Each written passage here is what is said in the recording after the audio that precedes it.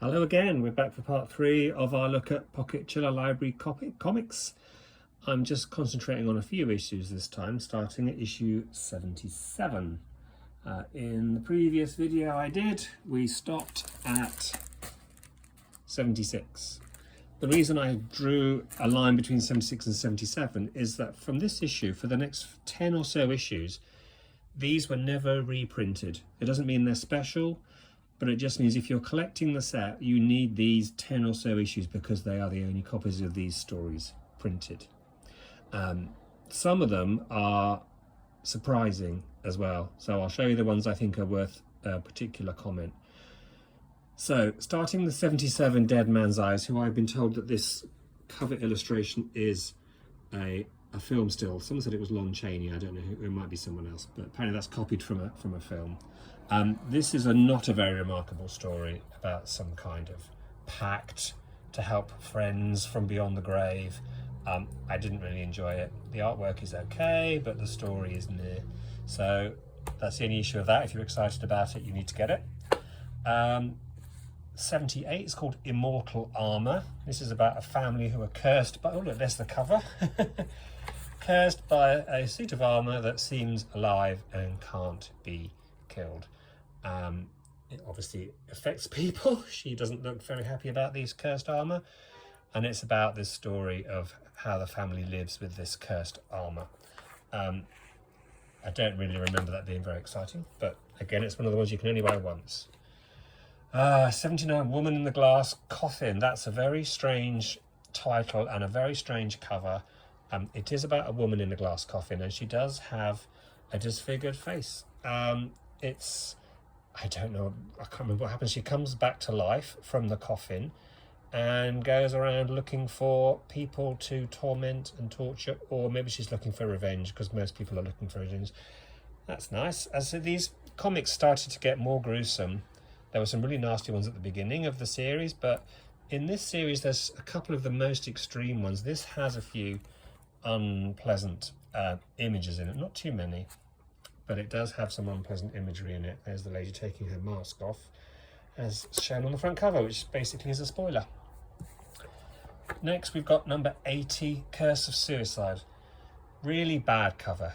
That looks like it's about vampires. There's no vampires in this story, but people do get staked.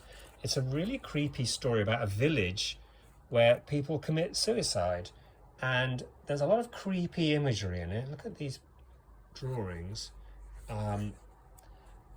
Yeah, people are cursed to commit suicide. I can't really remember much. I'll have to read that again, but very odd, very strange story. Nice artwork, and a very strange story, but there are no vampires in it, so that's not a very good cover illustration. Oh dear, okay, right, this one, 81 Execution of Sinners, is one of the most brutal I've read in this series. This is a really unpleasant story about a secret cult that kidnaps and murders people, and a young reporter goes to seek them out, and she finds some corpses. I mean, these are like pretty vile illustrations. Someone gets burnt to death on the very first page. So there's some quite extreme artwork in this one, and some really, really sadistic scenes as well, which I probably better not show. Execution of Sinners is a perverted and violent story, and that's the only issue of it that there is. The Devil's Servant, I think this is also never reprinted. This again is set in medieval or olden days, and this is also violent. There's this crow that pecks people to death. Someone gets, and there's the crow attacking people. People have their hearts cut out. It's violent. The artwork maybe is not quite as advanced as in some others, but that's quite a nasty, sick little story called The Devil's Servant. Right, this is the anomaly in this set, because this, Terror in Wax, is just another reprint of the Images of Death and the Waxworks. So this makes the third time this was reprinted. I don't know why this comes up as issue 83 in the middle of a run of comics that weren't reprinted, but this one is a reprint. It's about a wax museum where the statues are corpses. Very corny story. So yeah, it's a reprint. Not a great story. Why they did it 3 times, I do not know, but they kept changing the title. They normally just put a strip over the old title and put a new text over the top. But what a fantastic cover.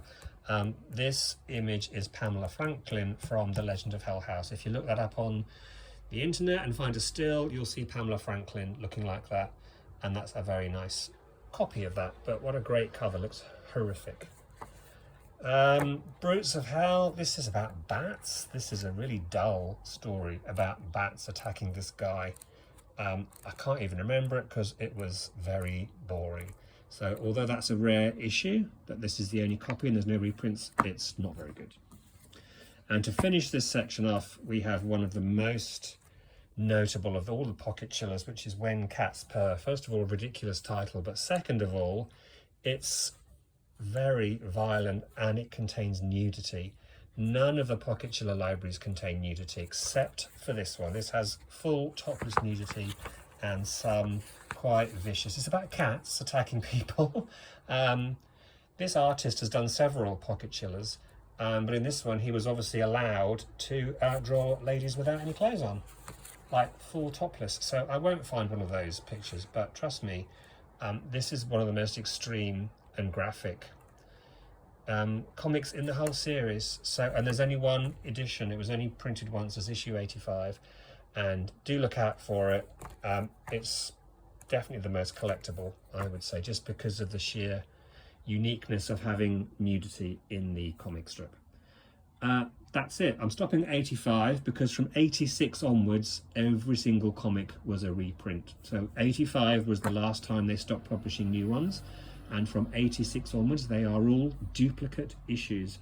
And when I cover issue 86 onwards, I will tell you how many of the duplicates which they correspond to in the previous releases, so that if you're only collecting all the stories, you can buy some of these comics once instead of doubling up and buying them all twice. But I'll see you on the next one.